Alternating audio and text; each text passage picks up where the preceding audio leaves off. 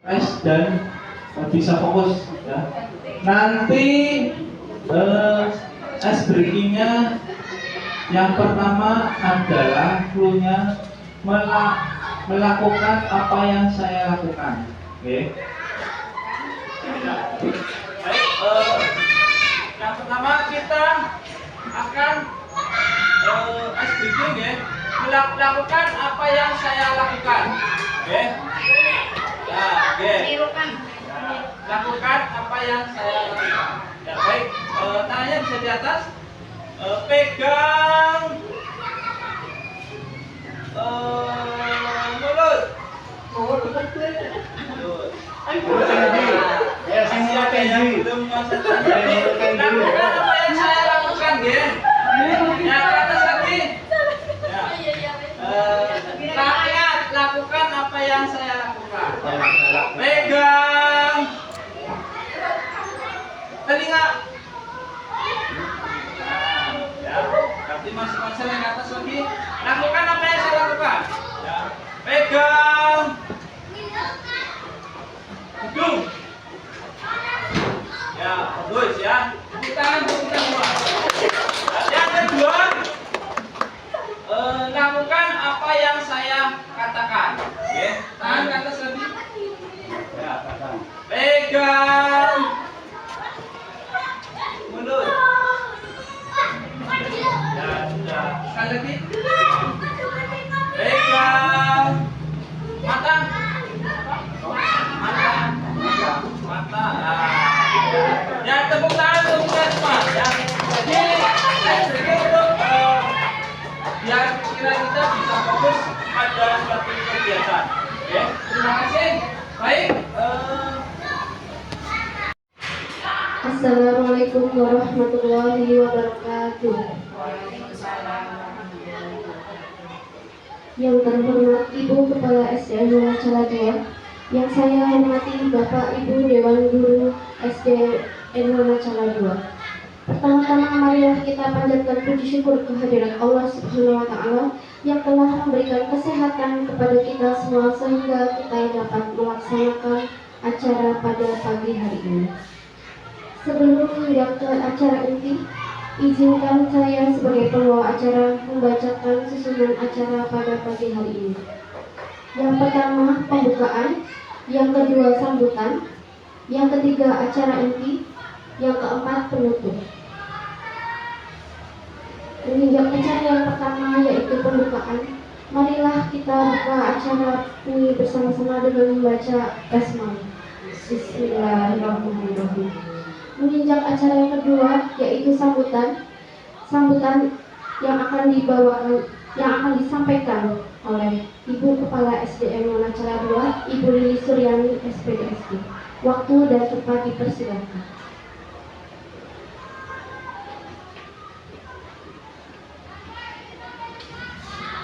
Terima kasih atas waktu yang diberikan kepada kami. Assalamualaikum warahmatullahi wabarakatuh. Bismillahirrahmanirrahim. Alhamdulillahirabbil alamin. Wassalatu wassalamu ala asrofil anbiya'i wal mursalin sayyidina wa maulana Muhammad wa ala alihi washabbihi ajmain. Amma ba'd. Yang kami hormati segenap Bapak Ibu Dewan Guru SD Negeri Wonocala 2, dan yang saya banggakan calon guru penggerak Bapak Alex Susianto.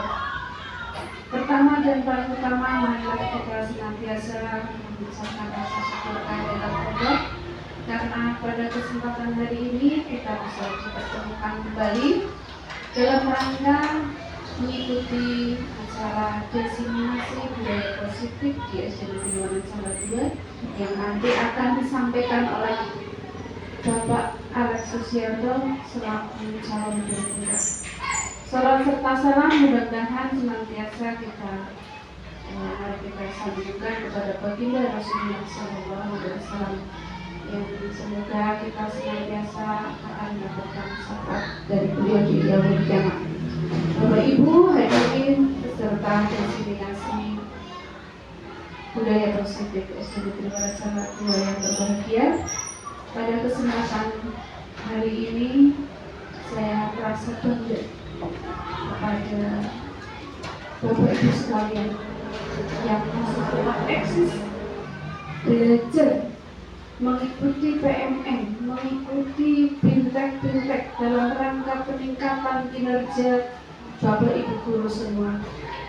Termasuk saya lebih bangga lagi kepada calon guru penggerak karena beliau mau berjuang, mau belajar sedikit demi sedikit dalam rangka meningkatkan kinerjanya dan juga dalam rangka mengembangkan potensi sekolah khususnya SD Negeri Wanacala 2. Harapan saya Bapak Alek selaku calon guru penggerak ke depan bisa menjadi teladan, bisa memberikan ilmunya, bisa memberikan dan menggerakkan rekan-rekan sejawat dalam usaha peningkatan mutu pendidikan khususnya di SD Negeri Wanacala 2. Oleh karena itu, saya ingin mengajak Bapak Ibu semua untuk berperan aktif, berpartisipasi aktif dalam kegiatan diseminasi ini nanti. Tolong nanti Bapak Ibu selaku senior maupun junior dari calon guru penggerak bisa memberikan masukan ataupun saran ataupun apapun yang akan disampaikan oleh calon guru penggerak dalam diseminasi ini. Kiranya untuk sambutan saya selaku kepala sekolah dalam acara diseminasi ini cukup sekian, dan dengan mengucap Bismillahirrahmanirrahim, acara diseminasi budaya positif di SD Negeri Wanacala 2 oleh calon guru penggerak Bapak Alek Susya Kurnianto kami nyatakan dibuka. Semoga acara ini dapat bermanfaat bagi kita semua, khususnya para pendidik, dan nanti akan berimbas kepada murid-murid kita. Sekian, terima kasih. Assalamualaikum warahmatullahi wabarakatuh.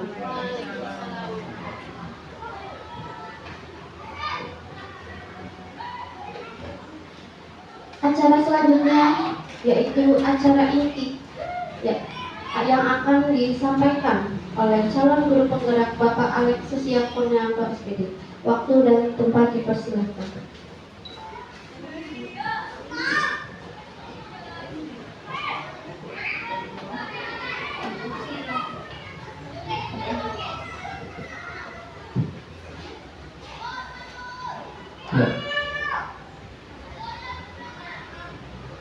Assalamualaikum warahmatullahi wabarakatuh. Terima kasih atas waktunya dan terima kasih atas kehadirannya mengenai tugas saya untuk berbagi budaya positif di SD Negeri Wanacala 2. Yang pertama-tama, marilah kita panjatkan puja dan puji syukur kepada Allah Subhanahu wa taala yang telah memberikan rahmat nikmat sehingga kita bisa berkumpul di kesempatan yang baik pagi ini. Salawat serta salam kita sanjungan pada Nabi besar Muhammad sallallahu alaihi wasallam. Dan tak lupa saya sampaikan terima kasih kemudian untuk rekan-rekan semua, semoga materi nanti yang akan saya sampaikan bisa bersama-sama diterapkan di sekolah, terutama di SD Negeri Wanacala 2. Kemudian untuk kali ini materi nanti yang akan saya sampaikan adalah diseminasi budaya positif, menyebarkan pemahaman dan pengalaman penerapan budaya positif. Selanjutnya, konsep utama modul budaya positif. Yang pertama, perubahan paradigma belajar, disiplin positif, kebutuhan dasar manusia, motivasi perilaku, posisi kontrol, restitusi, keyakinan kelas, dan segitiga restitusi. Pada pembelajaran dengan paradigma baru dirancang berdasarkan prinsip pembelajaran yang terdiferensiasi sehingga setiap siswa belajar sesuai dengan kebutuhan dari tahap perkembangannya untuk mewujudkan profil belajar Pancasila. Kemudian disiplin positif. Dalam budaya kita, makna kata disiplin dimaknai menjadi sesuatu yang dilakukan seseorang pada orang lain untuk mendapatkan kepatuhan. Kita cenderung menghubungkan kata disiplin dengan ketidaknyamanan. Sebagai pendidik, tujuan kita adalah menciptakan anak-anak yang memiliki disiplin diri sendiri sehingga mereka bisa berperilaku dengan mengacu pada nilai-nilai kebajikan universal dan memiliki motivasi intrinsik bukan ekstrinsik.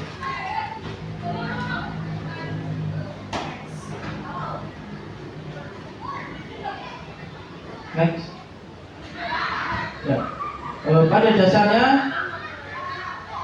ada 5 kebutuhan dasar manusia, baik orang dewasa maupun anak-anak.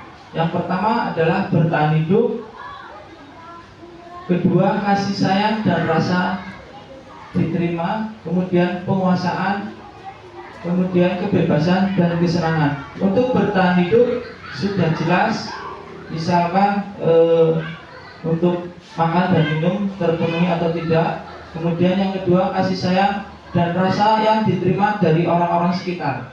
Kemudian penguasaan terhadap sesuatu. Kemudian yang keempat adalah kebebasan dalam hal ini untuk anak-anak mungkin bebas dalam bermain, ya. Kemudian yang kelima adalah kesenangan. Kebutuhan dasar manusia ini harus terpenuhi karena jika tidak terpenuhi akan menjadi salah satu faktor seseorang atau anak-anak melakukan kesalahan. Itu seperti itu. Kemudian motivasi perilaku manusia. Motivasi merupakan dorongan yang timbul pada diri seseorang secara sadar atau tidak sadar untuk melakukan suatu tindakan dengan tujuan tertentu. Yang pertama, menghindari ketidaknyamanan dan hukuman. Murid melakukan disiplin diri karena ia takut dihukum, ya. Ini merupakan motivasi ekstrinsik. Kemudian mendapat imbalan atau penghargaan dari orang lain. Murid melakukan disiplin, ya, melakukan disiplin diri karena ia ingin mendapatkan imbalan. Ini merupakan motivasi ekstrinsik. Kemudian yang ketiga, menghargai nilai-nilai kebajikan diri sendiri.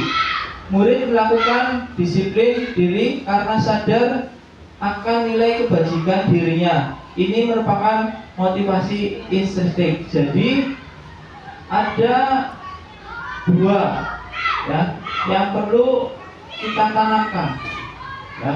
Ada 2 jenis motivasi. Yang pertama dari motivasi dari luar, misalkan si anak mau rajin karena ia ingin mendapatkan nilai tinggi, ya. Yang kedua, motivasi dari diri sendiri, ingin mendapatkan nilai tertinggi. Memang tujuan pertama seperti itu, namun kesadaran untuk belajar itu masih kurang.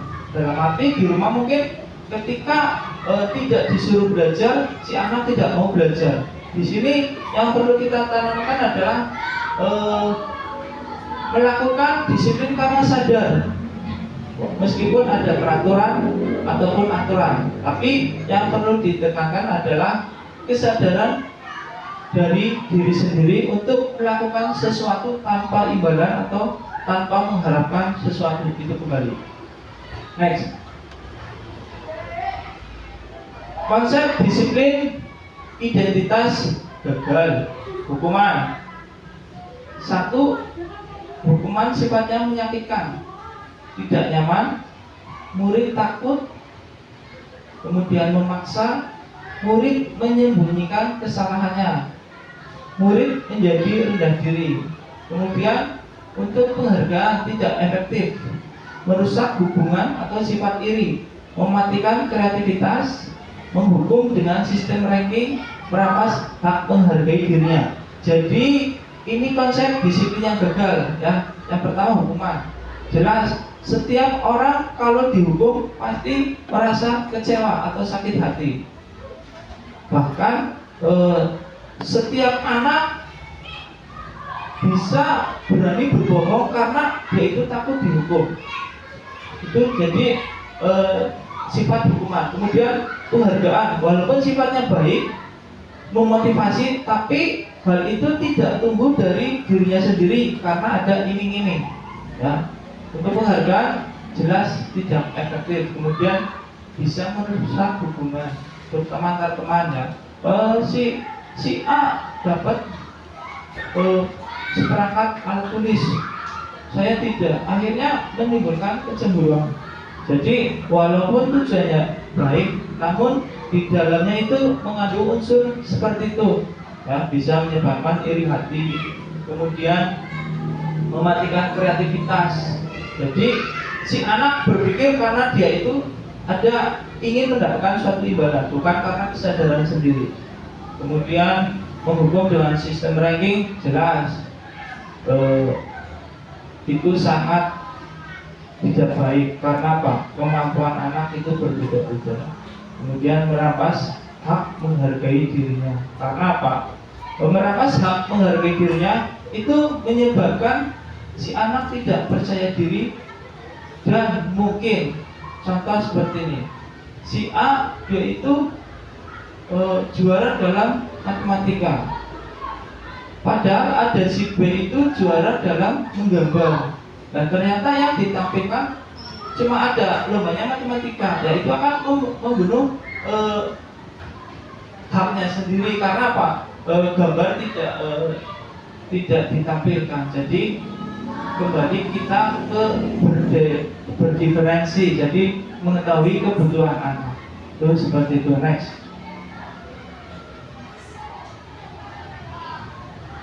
Kemudian konsep disiplin identitas sukses. Konsekuensi penguatan jangka pendek, perlu monitoring berkelanjutan, stimulus respon, murid menghormati peraturan. Yang kelima, kehilangan waktu untuk merenungi kesalahan. Kemudian restitusi, murid bertanggung jawab untuk perilakunya, fokus pada pemecahan masalah jangka panjang. Murid menghormati dirinya dan orang lain. Kemudian teori kontrol, kemudian murid bersemangat memperbaiki kesalahan. Jadi konsekuensi untuk disiplin yang sukses, nah, si anak itu lebih cenderung sadar diri, motivasi dari diri sendiri.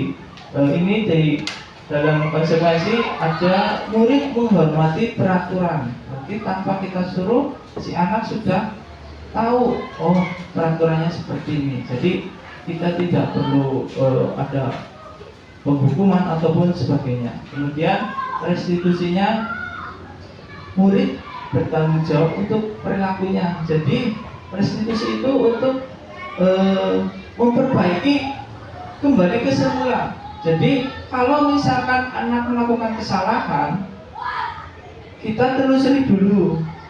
Misalkan dalam nanti kasus yang akan saya jabarkan nanti ada 2 kasus ya.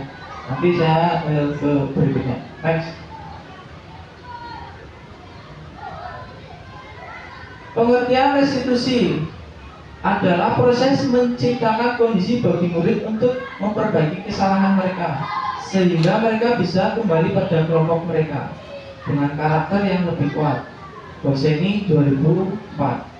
Kemudian ciri-ciri restitusi, bukan menebus kesalahan, namun belajar dari kesalahan, memperbaiki hubungan, tawaran bukan paksaan, menuntut untuk melihat ke dalam diri, mencari kebutuhan dasar yang mendasari tindakan, fokus pada karakter bukan tindakan, menguatkan dan fokus pada solusi. Jadi ciri-ciri restitusi adalah bukan menebus kesalahan, namun belajar dari kesalahan. Jadi misalkan ada kasus seperti ini, si anak membuang sampah sembarangan. Dalam ini mungkin kulit pisang ya Bapak Ibu. Nah sing akhirnya tanpa disengaja keinjak dirinya sendiri jatuh. Nah jadi itu berarti bukan menebus kesalahan, tapi belajar dari kesalahan. Oh ternyata membuang kulit pisang sembarangan bisa menyebabkan kita kepleset jatuh. Kemudian memperbaiki hubungan, ya. Misalnya dalam satu kelas ada anak yang ribut bertengkar, ya. Kita masuk ke restitusi, jadi memperbaiki hubungan mereka. Walaupun misalkan yang namanya anak hari ini berantem, mungkin besok sudah akur lagi. Namun ada beberapa yang ribut anaknya, ternyata anaknya sudah akur lagi, tapi orang tuanya masih ribut. Ada seperti itu. Kemudian tawaran bukan paksaan. Ya, jadi kita menyadarkan anak itu bukan dipaksa, tapi menawarkan. Kamu membuang sampah sembarangan, padahal sudah disediakan tong sampah. Kita kan tawarkan, jadi buang sampahnya di tong sampah, bukan kamu harus seperti ini, bukan. Tapi kita menawarkan dulu, itu ada tong sampah, jadi buanglah sampah di tempatnya. Kamu harus itu berarti paksaan. Kemudian menuntut untuk melihat ke dalam diri, ya. Jadi ketika ada si anak melakukan kesalahan, kita harus bisa menyadarkan anaknya tersebut. Contoh, ternyata si A tidak mengerjakan tugas. Setelah kita tanya, ya, kenapa kamu tidak mengerjakan tugas? Mungkin, alasan ini Pak Guru loh. Contoh, ya, tidurnya sampai malam, bangunnya siang. Kenapa bisa bangunnya siang? Karena tidurnya malam. Kenapa karena tidurnya malam? Karena bermain HP sampai larut malam. Jadi akar permasalahannya adalah bermain HP. Jangan langsung kita ya, tidak boleh, jangan. Jadi kita berusaha untuk memotivasi. Kemudian mencari kebutuhan dasar yang mendasari tindakan. Jadi alasan bangun siang, ya, alasan bangun siang karena tidur terlalu malam. Kenapa tidur terlalu malam? Karena bermain HP. Kenapa bermain HP? Karena mungkin di rumah orang tuanya yang namanya anak kecil biasanya minta di kisik-kisik dulu, ya, minta dikelonin dulu atau ditemenin dulu. Mungkin orang tuanya tidak seperti itu. Jadi kita telusuri untuk berarti di situ kebutuhan yang kurang adalah kebutuhan kasih sayang. Dan yang tadi 5 kebutuhan dasar, berarti di sini yang kurang adalah kebutuhan kasih sayang. Kemudian fokus pada karakter, ya, seperti kita ketahui anak itu memiliki karakter berbeda-beda. Jadi kita jangan menyamakan. Kemudian menguatkan dan fokus pada solusi, bukan fokus pada kesalahan, tapi fokus pada solusi untuk memecahkan masalah tersebut. Oke, next.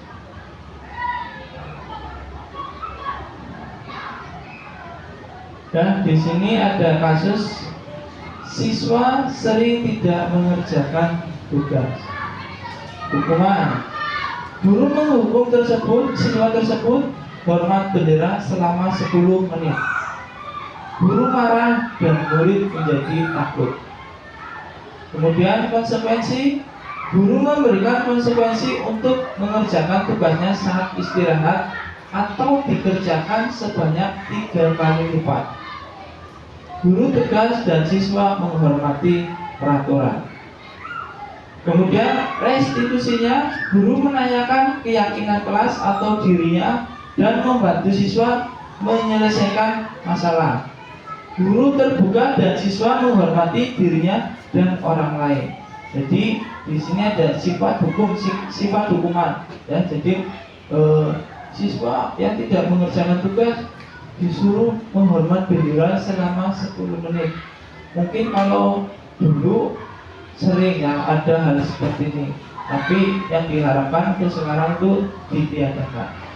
Kemudian guru marah dan murid menjadi takut. Ketika menerima hukuman, yang ada adalah trauma kepada anak, sehingga muncul saya nggak mau masuk sekolah, gurunya galak, sehingga muncul penilaian anak seperti itu. Kemudian memberikan konsekuensi untuk mengerjakan tugasnya saat istirahat atau dikerjakan sebanyak 2 kali. Guru tegas dan siswa menghormati peraturan. Jadi di sini konsekuensi dan hukuman beda ya. Kalau konsekuensi itu cenderung memberi solusi. Nah, contoh tidak mengerjakan tugas, di sini disuruh mengerjakan tugasnya saat istirahat. Kemudian restitusinya, kita menanyakan kembali kepada anak tersebut bahwa benar atau tidak ketika tidak mengerjakan tugas. Pasti si anak menjawabnya tidak benar. Ya. Kenapa tidak benar tetap dilakukan? Oke, kita tanya seperti itu. Mungkin si anak menjawab lupa ataupun mungkin tidak ada yang mengajari Pak Guru, mungkin seperti itu. Nah di sini, ketika kita mengetahui alasan si anak tersebut, kita tidak boleh langsung memberi hukuman, tapi kita bersama-sama membumi istilah gini. Ya sudah, untuk kedepannya kamu mengerjakan tugas tepat waktu. Itu seperti itu saja Bu. Jadi tidak perlu ada hukuman, karena akan menyebabkan trauma dan mungkin si anak akan ada rasa benci ataupun jengkel. Itu seperti itu. Next. 5 posisi kontrol restitusi. Ya, yang pertama membuat rasa bersalah, penghukum, teman, pemantau, manajer. Nah, di sini tuh kita sebagai guru itu harus punya 5 posisi kontrol restitusi. Ya, penghukum, pembuat rasa bersalah, teman, pemantau, atau manajer. Ya. Next.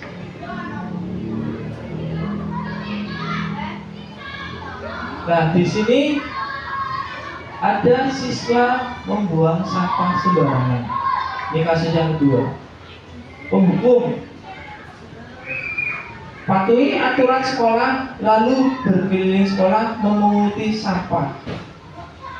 Itu jelas itu penghukum kepada anak. Berarti posisi kita sebagai penghukum. Oke. Mungkin ada kasus lain,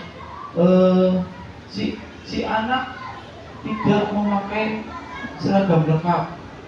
Kemudian kita sebagai guru di sini posisinya sebagai penghukum, kamu menyalahi aturan, silakan kamu pulang ke rumah memakai seragam lengkap.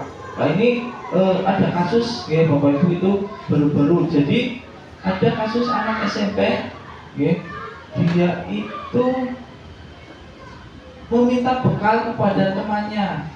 Nah, kemudian guru menyuruh kamu pulang ambil bekal. Ternyata dia itu tidak pulang ke rumah. Ditemukan di pinggir jalan setelah 2 hari. Nah, jadi itu menjadi kontrol bagi kita ya Bapak Ibu. Jadi kita tidak, ya sebisa mungkin jangan menjadi penghukum. Kemudian membuat rasa bersalah.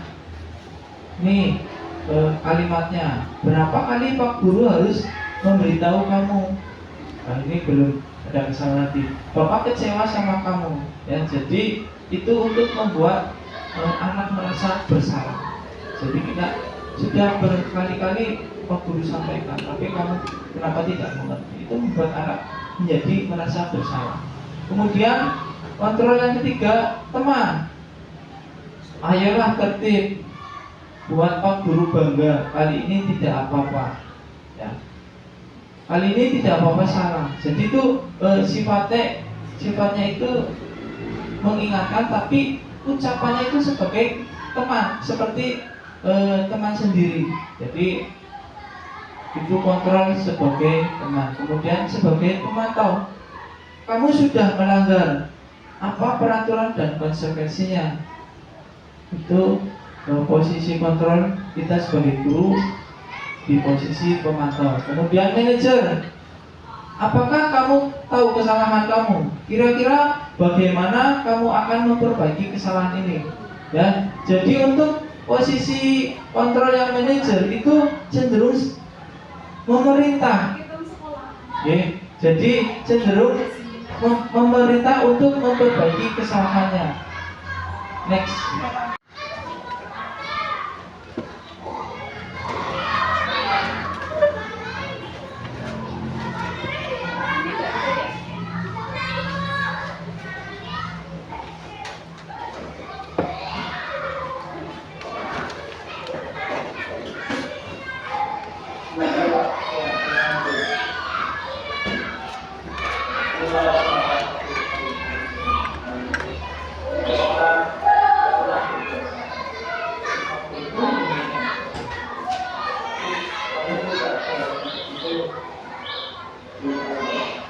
Kamu pasti punya alasan, ya kan? Tahu.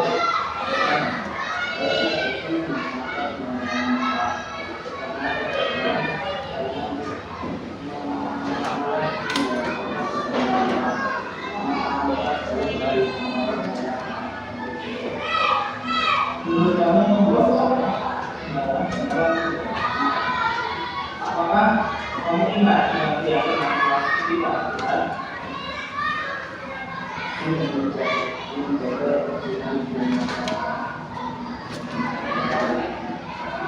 Kalau menurut kamu, apakah tidak masuk keyakinan kita? Kamu bilang tadi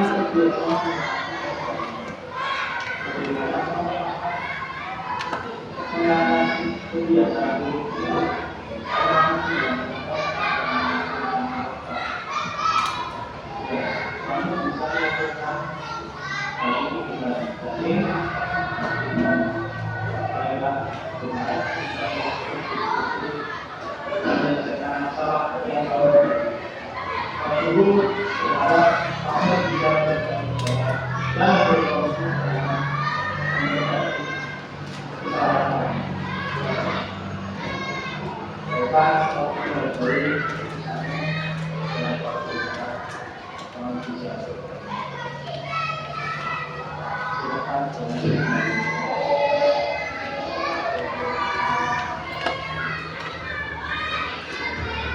Ya, ini yang kedua ada kasus tidak mengerjakan tugas.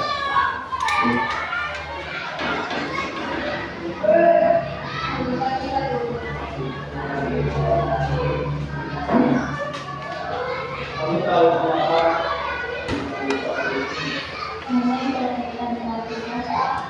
Ya, tapi kamu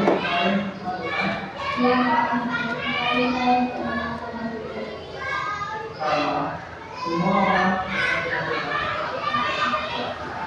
kamu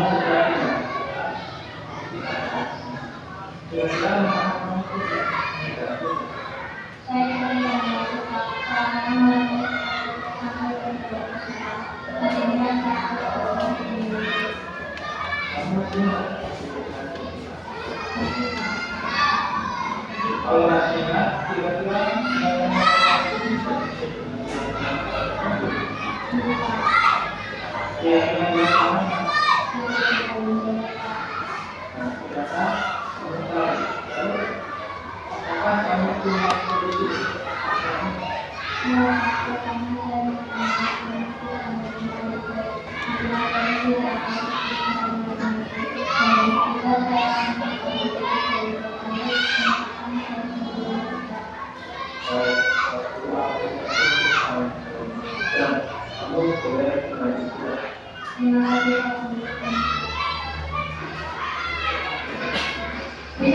ya, jadi yang tadi adalah praktek segitiga restitusi, di mana tadi ada dua kasus. Yang pertama membuang sampah sembarangan, yang kedua tidak mengerjakan tugas.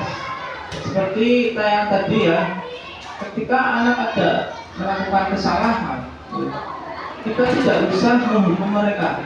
Kita tanyakan saja kesepakatan kelas yang sudah dibuat. Tentunya ketika membuat kesepakatan kelas, kita juga harus membuat konsekuensinya, di mana konsekuensi itu juga dibuat bersama-sama dengan anak. Ya, jadi ketika anak melanggar kesepakatan itu, mereka pasti sudah tahu konsekuensinya bagaimana, tanpa ada kita harus menghukum anak tersebut. Ya, jadi sifatnya itu kita mengembalikan tanggung jawab kepada anak tersebut. Karena apa? Apapun bentuk hukuman, ya, Bapak Ibu, itu akan membekas di anak. Ya, walaupun hukuman itu sifatnya positif.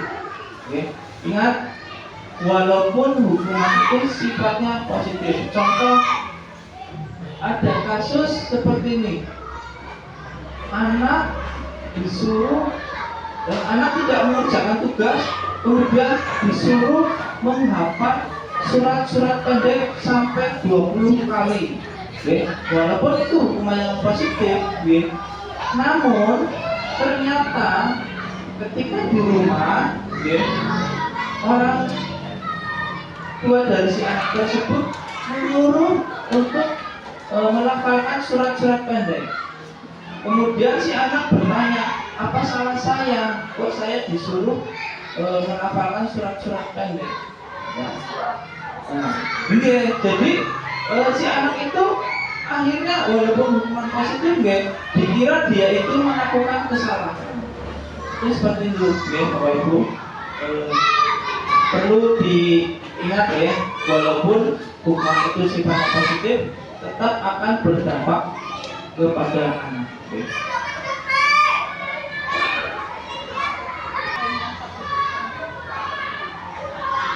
Ya, nah ini diharapkan setiap kelas itu mempunyai keyakinan kelas. Mengapa keyakinan kelas? Mengapa tidak peraturan kelas saja? Nah, di sini ada perbedaannya. Kalau keyakinan akan lebih memotivasi seseorang dari dalam atau memotivasi secara intrinsik. Jadi akan tumbuh kesadarannya. Kemudian seseorang akan lebih tergerak dan bersemangat untuk menjalankan keyakinannya daripada hanya sekedar mengikuti serangkaian peraturan. Nah, jadi di sini tuh kalau keyakinan kelas, itu akan membuat anak sadar dengan dirinya, berbeda dengan peraturan. Kalau misalkan peraturan di sekolah adalah peraturan yang membuat kita sebagai guru. Tapi kalau keyakinan kelas, atau bisa dikatakan kesepakatan kelas, itu adalah poin-poinnya itu kesepakatan bersama. Jadi anak itu membuat keyakinan kelas, membuat keyakinan kelas sendiri. Contoh, pada keyakinan siswa kelas 5 misalkan, tidak boleh datang terlambat. Kemudian masuk harus tepat waktu. Kemudian berpakaian sesuai dengan harinya atau jadwalnya. Kemudian tepat waktu dalam mengumpulkan tugas. Meminta izin terlebih dahulu ketika mau keluar kelas. Nanti di situ kita sekalian membuat konsekuensinya. Misalkan datang terlambat, konsekuensinya misalkan ya nggak usah yang berat-berat, menghapus papan tulis. Nah, jadi yang datangnya terlambat hari itu menghapus papan tulis. Nah, ini sifatnya bukan hukuman. Karena apa? Ini keyakinan sudah ditawarkan anak-anak itu sendiri, sudah kesepakatan anak-anak. Jadi tidak, kalaupun itu termasuk hukuman, bukan, itu karena konsekuensi, karena yang sudah disepakati. Jadi harus dijalankan. Next.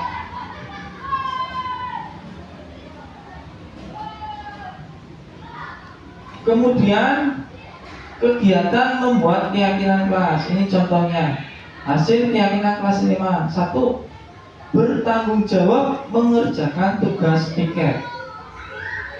Kemudian bersikap jujur, bersikap tenang saat pelajaran berlangsung, bersikap sopan dan menghormati guru, saling tolong menolong, hidup rukun dengan teman. Jadi ini contoh ya Bapak Ibu, mungkin bisa ditambahi, bisa dikurangi. Dan kalau misalkan bulan ini kesepakatan atau keyakinan kelas sudah dibuat, nanti bulan depannya ditawari lagi, mau ditambah, mau dikurangi, itu ditawarkan terus. Jadi jangan lupa menawarkan seperti itu. Begitu juga dengan konsekuensinya kita tawarkan. Jadi sifatnya tidak monoton. Misalkan dalam 1 tahun kita membuat keyakinan kelas 1 kali, nanti ketika di situ datang tidak boleh datang terlambat. Misalkan kita membuat keyakinan kelas pada saat musim kemarau, ternyata pas musim hujan, pagi-pagi hujannya besar, dan mau nggak mau kan anak mesti datang, nggak ada yang terlambat. Jadi kita rubah keyakinan kelasnya disesuaikan dengan keadaan. Jadi tidak memberatkan siswa, tapi dia bisa berubah. Yang penting tidak memberatkan siswa dan mudah untuk dijalankan siswa. Okay. Next.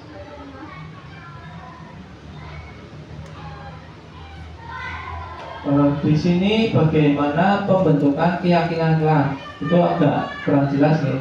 Lebih abstrak dari peraturan, berupa pernyataan universal dibuat dalam bentuk positif, sedikit saja agar mudah diingat, sesuai dengan kondisi kelas dan sekolah agar mudah diterapkan.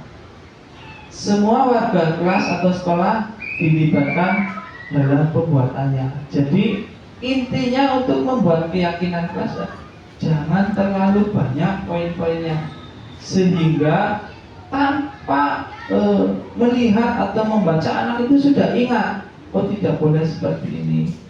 Kemudian hal-hal yang ada di keyakinan kelas itu mudah untuk dijalankan, tidak memberatkan siswa. Kemudian dalam pembuatan keyakinan kelas diusahakan semua siswanya berangkat.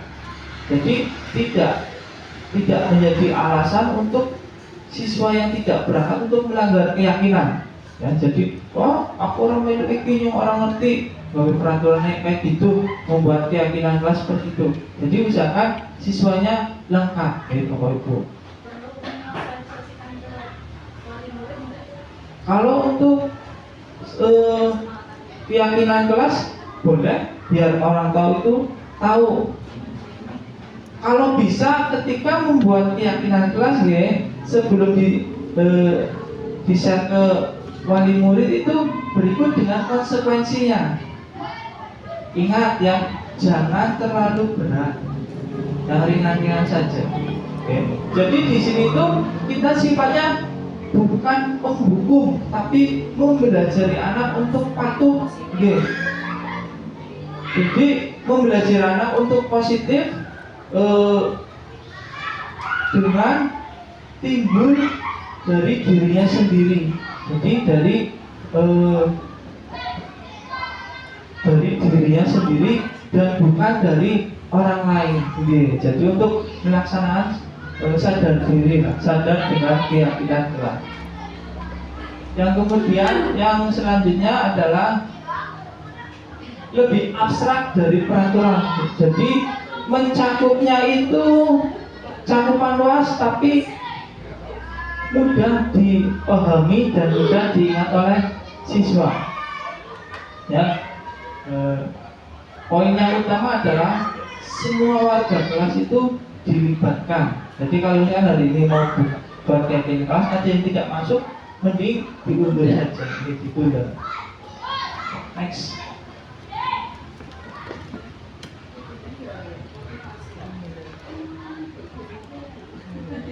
Ya, di sini ada segitiga restitusi.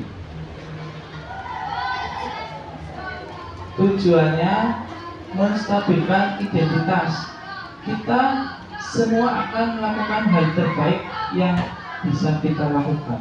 Setiap anak, bukan hanya anak saja nih, kita sendiri juga pasti akan melakukan hal yang terbaik, meskipun terkadang di mata orang lain itu salah. Jadi kita sebagai manusia pasti akan melakukan hal yang terbaik. Kemudian validasi tindakan yang salah. Semua perilaku memiliki alasan.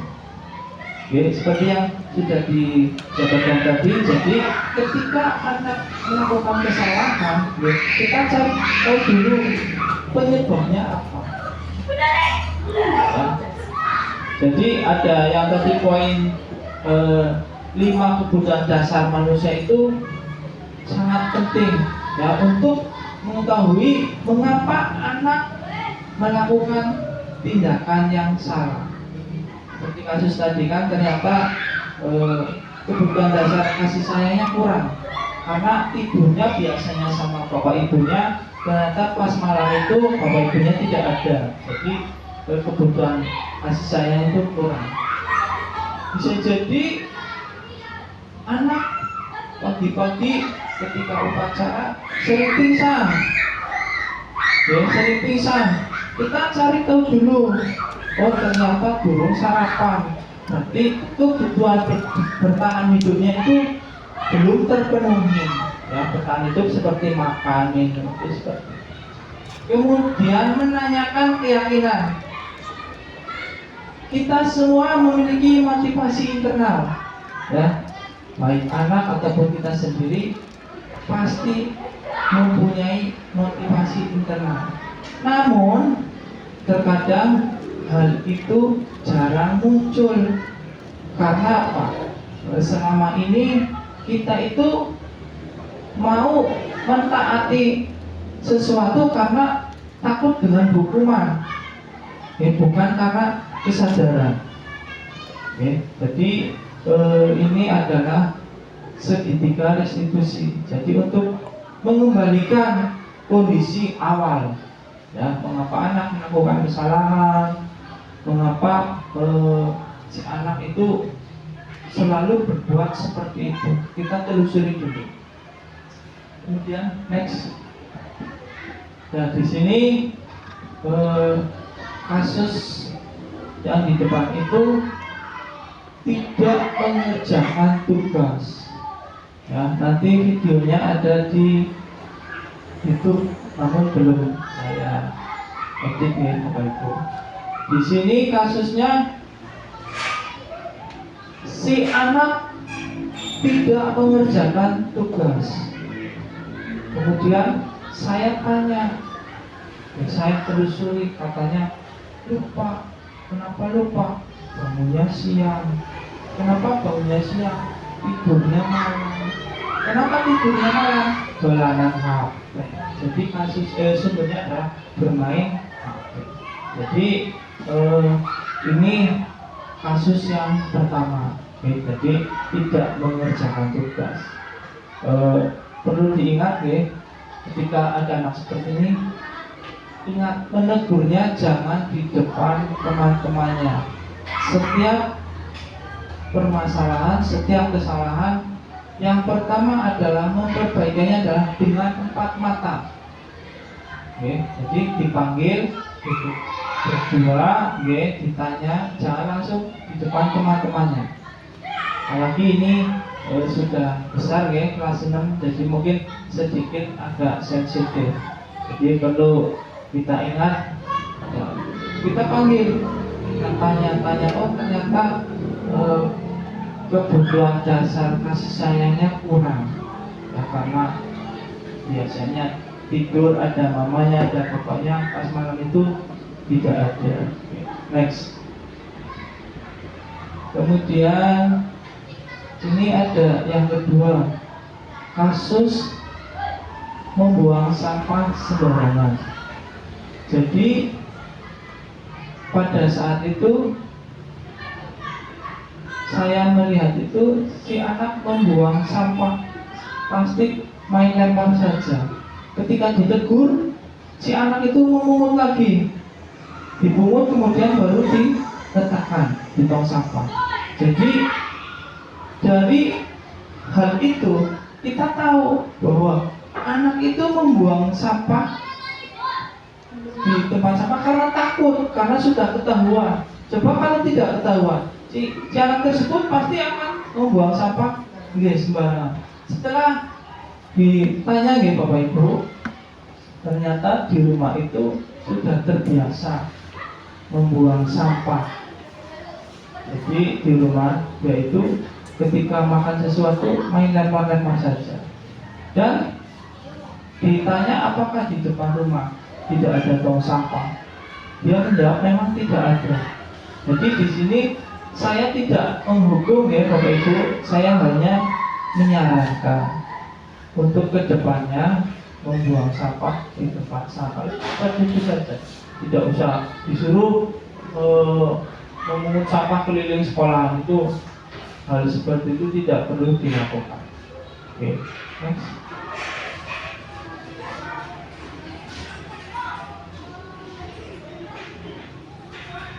Oke, untuk materi saya rasa cukup. Oke. Bila kita ini membuat kemajuan perlahan, sedikit-sedikit ubahlah sikap atau perilaku Anda. Namun bila kita ingin memperbaiki cara-cara utama kita, maka kita perlu mengubah kerangka acuan kita. Ubahlah bagaimana Anda melihat dunia, bagaimana Anda berpikir tentang manusia. Ubahlah paradigma Anda, skema pemahaman dan penjelasan aspek-aspek tertentu tentang realitas. Ya, jadi yang tadinya untuk merubah seseorang dengan cara menghukum, kita cukup dengan cara mengingatkannya saja, sehingga akan tumbuh motivasi dari dalam dirinya, bukan taat karena takut.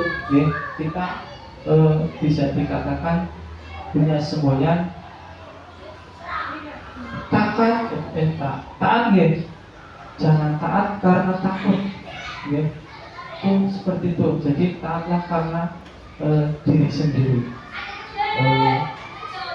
Demikian diseminasi budaya positif yang saya sampaikan.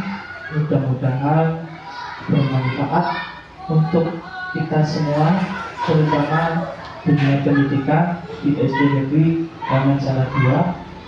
Dan kedepannya kita menciptakan generasi muda yang taat karena diri sendiri, bukan taat karena takut. Setelah saya memaparkan tadi tentang cara membuat keyakinan kelas atau kesepakatan kelas, selanjutnya saya akan menayangkan praktek membuat keyakinan kelas atau kesepakatan kelas yang telah saya praktekkan. Monggo disimak. Assalamualaikum warahmatullahi wabarakatuh. Ya, untuk kesempatan kali ini kita akan membuat kesepakatan kelas atau keyakinan kelas. Jadi, ya, kesepakatan saya tidak tahu. Berarti yang namanya kesepakatan berarti persetujuan bersama, dan kita bersama-sama disepakati bersama. Di sini keyakinan kelas atau kesepakatan kelas adalah pernyataan berbagai yang dibuat oleh seseorang atau sekelompok orang yang bersifat lebih besar, berfungsi untuk membangun hal yang positif agar semua orang mentaatinya. Keyakinan keras jumlah kalimatnya tidak banyak atau singkat sehingga mudah dikenal dan dipahami oleh jadi nanti ketika membuat keyakinan keras Tidak usah panjang-panjang. Bisa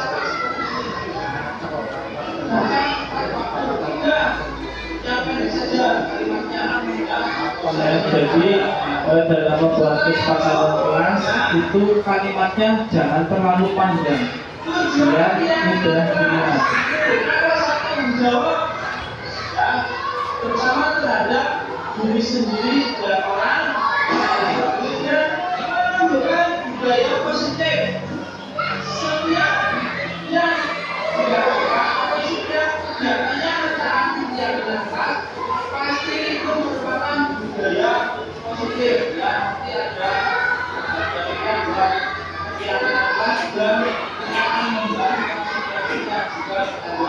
kemudian menciptakan pembelajaran yang aman.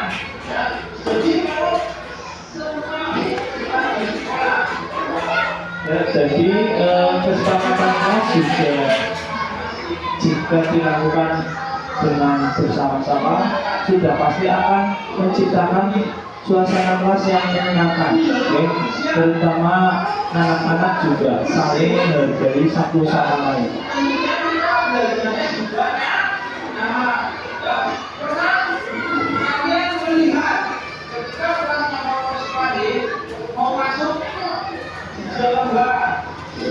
Ingat ya Bapak Ibu, dalam membuat konsekuensinya itu yang masih berhubungan dengan apa yang dilanggar.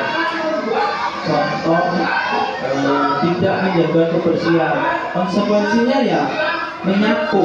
Jangan tidak menjaga kebersihan, tapi konsekuensinya lari-lari mengitari lapangan itu tidak ada hubungannya. Jadi masih ada hubungan dengan apa yang dilanggar.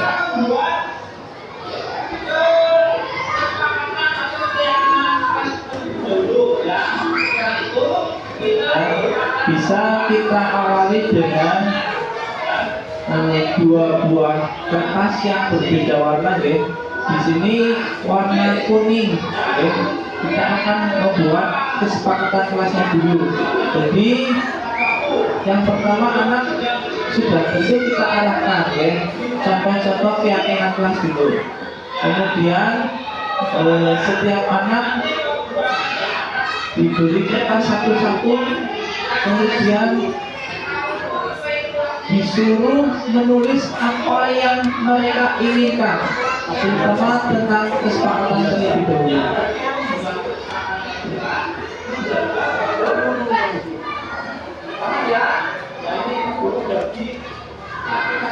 Yaitu kertasnya dibagi satu-satu, ya.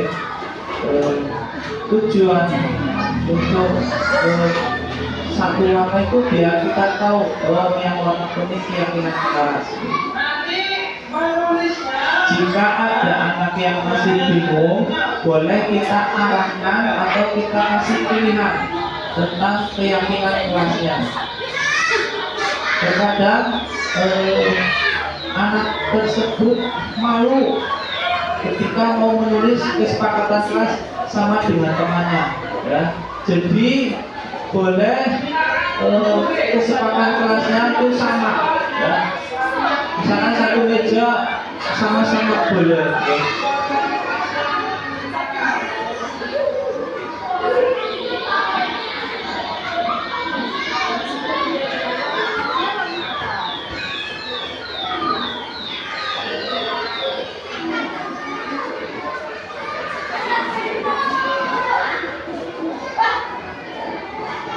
Nanti di sini ada 28 siswa, ya. Jadi nanti dari 28 siswa itu muncul keyakinan kelas yang lumayan banyak, ya. Nanti kita pilih, kemudian kita sepakati, kemudian setelah itu membuat konsekuensinya. Perlu diingat, ya Bapak Ibu, kita juga membuat semacam kayak tanda tangan. Jadi di situ berisi nama-nama anak, kemudian mereka disuruh tanda tangan. Oke, ya, untuk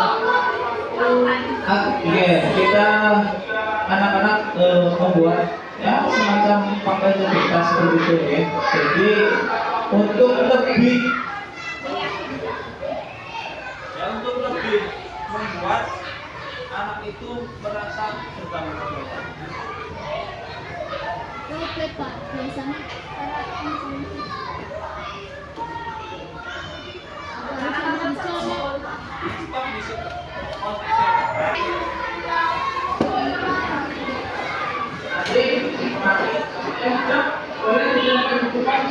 Ya, ketika sudah dituliskan ya, kemudian ditempel di depan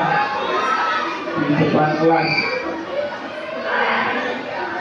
Ketika ada anak yang mungkin terlalu lama atau mungkin kesulitan mau menulis apa, boleh kita arahkan.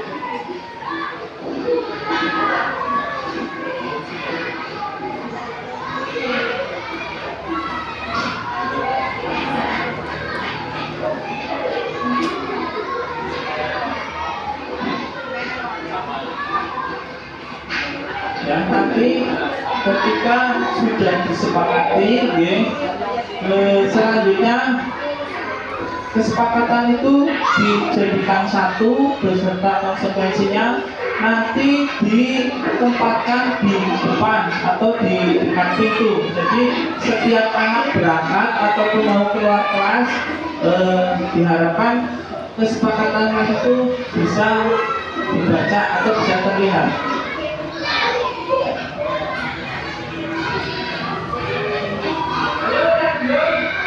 Ya, jadi mungkin di sini tuh kebanyakan satu gitu. Kalau misalkan menulis dua boleh, ya. Berapapun yang ditulis anak, kita harus menghargainya.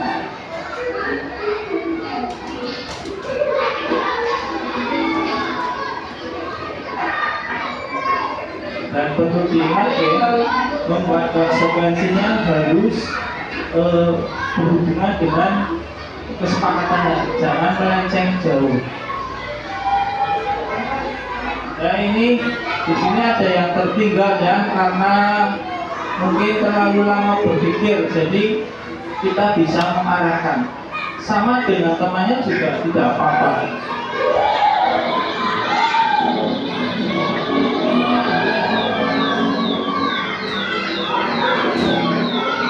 Mungkin dalam membuat keyakinan kelas itu dilihat agak repot ya Bapak Ibu.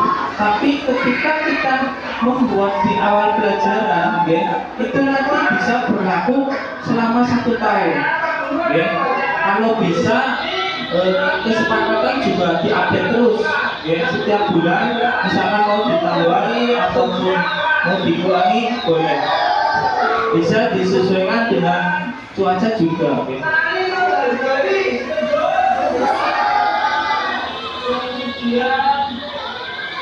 Ini kebanyakan ada yang sama, jadi dulu caranya agak gitu ya. Nah, kemudian saling menghormati dan saling menghargai, setuju? Kemudian mengerjakan tugas tepat waktu, setuju? Jadi nanti ya kesepakatan ini akan kita tulis di kertas aspuro ya, nanti dipajang di depan ya. Jadi Bisa mungkin kesepakatan kelas itu diletakkan di posisi yang mudah terlihat. Nanti kalau bisa itu kertasnya kertas yang berwarna cerah, biar si anak itu penasaran membacanya.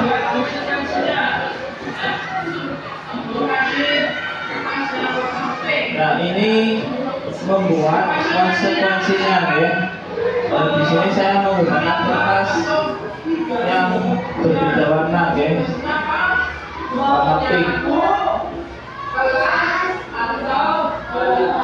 Tetap dalam membuat konsekuensi kita juga mengarahkan ya, atau membuat pilihan kepada anak, karena di sini itu masih anak SD ya. Mungkin kalau di SMP atau SMA mereka itu sudah mampu berpikir ya, atau sudah mampu menuangkan dalam kalimat ya. Tapi untuk di SD tetap kita arahkan ya, kita tuntut, kita arahkan agar si anak tidak menemui kesulitan atau hambatan.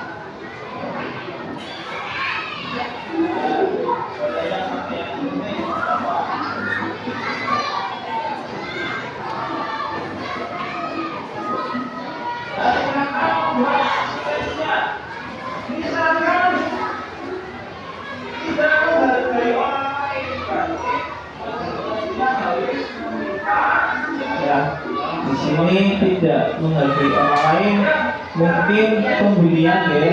Konsekuensinya ya harus meminta maaf kepada teman yang sudah kita bully atau teman yang disakiti hatinya ya. Tidak perlu menghukum anak untuk lari-lari karena tidak ada hubungannya dengan apa yang dilanggar. Ini sudah masuk konsekuensi ya. Untuk konsekuensi diharapkan yang ringan-ringan saja, yang penting mengena kepada anak.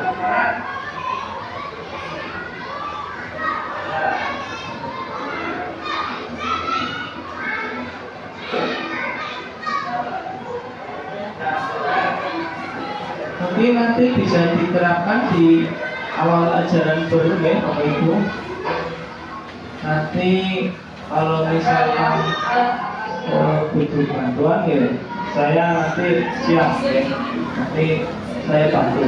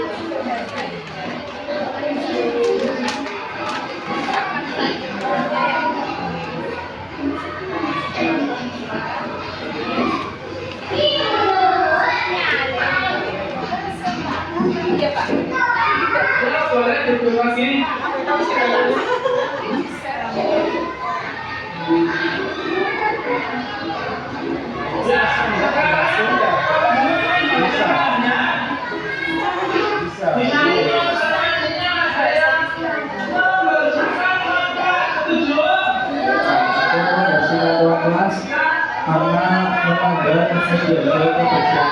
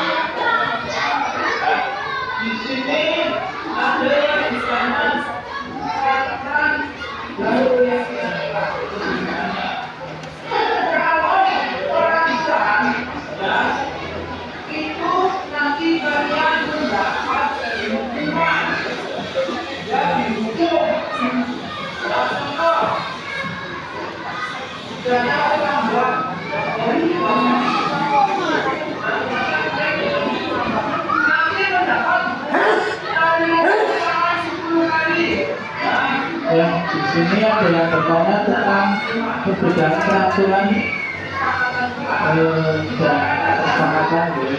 Jadi kalau peraturan itu cenderung nanti mendapat hukuman sanksi. Ya. Kalau kesepakatan seperti yang sebelumnya ini, ketika membuat kesepakatan dengan anak, ya, berikut dengan konsekuensinya. Jadi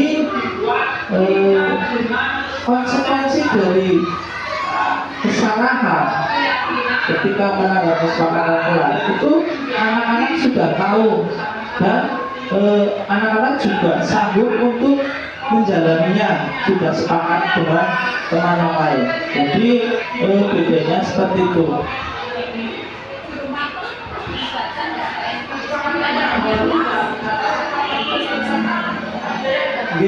Jadi ini untuk berlaku semuanya, Bapak Ibu, tidak harus dulunya saja. Jadi baik guru Perpati atau PJOK itu semuanya dilibatkan. Jadi nanti Bapak Ibu wali kelas, ketika mau membuat keyakinan kelas, sebaiknya juga minta bantuan dengan guru mapel, ya, juga agar guru mapel itu dilibatkan juga, ya, biar anak-anak itu lebih antusias, ya. Jadi di sini tuh saling membantu satu sama lain.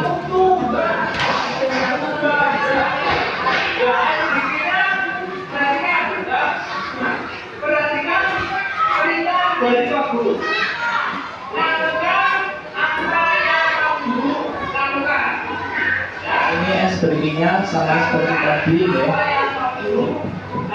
Mungkin es breaking ada yang lebih sulit lagi, ya. Tapi untuk di anak SD, ya, kita yang ringan-ringan saja.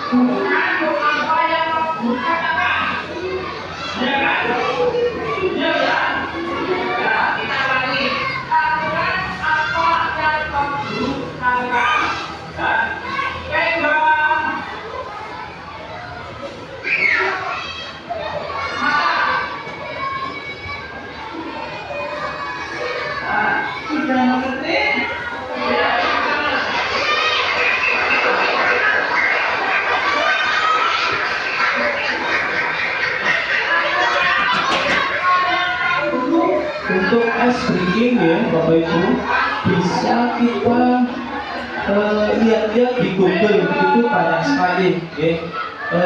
Lebih kepengen lagi lihat di YouTube, itu ice breaking itu banyak sekali. Jadi ice breaking itu tidak melulu dengan tepuk-tepuk atau bagaimana, boleh dengan tebak-tebakan.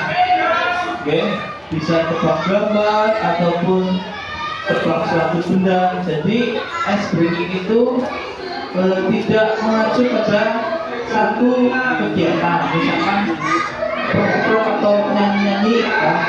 Bisa dengan yang lain. Di Google itu banyak sekali, kita bisa melihat dari situ, ya.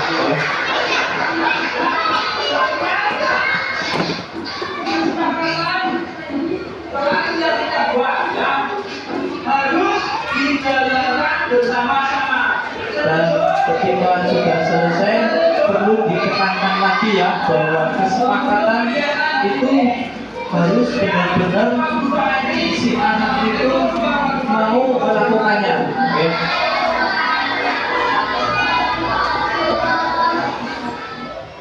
Ya, demikian tayangan video tentang keyakinan kelas atau kesepakatan kelas.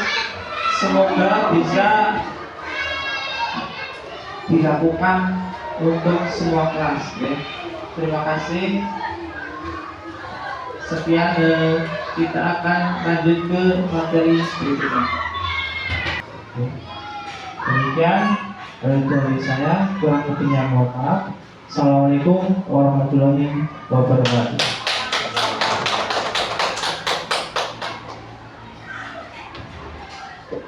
Terima kasih kepada Bapak Pramodita. calon guru penggerak Bapak Alex Susia Kurniawan SPD. Untuk acara selanjutnya yaitu penutup. Marilah kita tutup acara pada pagi hari ini dengan bacaan hamdalah bersama-sama.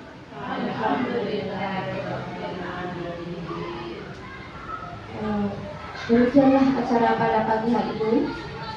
Sebagai pembawa acara saya undur diri. Wassalamualaikum warahmatullahi wabarakatuh.